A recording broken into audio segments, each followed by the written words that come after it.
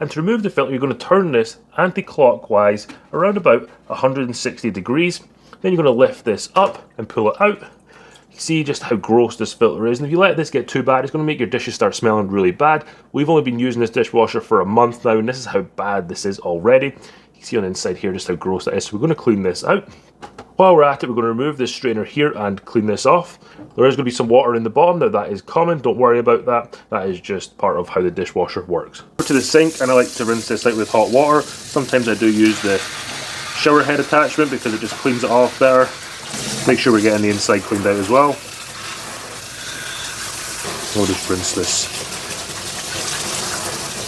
With the screen and the filter cleaned, we can insert the screen first, making sure to get it underneath the tabs here. Take our filter, drop it in, exact same position we took it out, and then rotate it the same 160 degrees, but clockwise this time, until the arrows line up here and here. Now it's locked in place.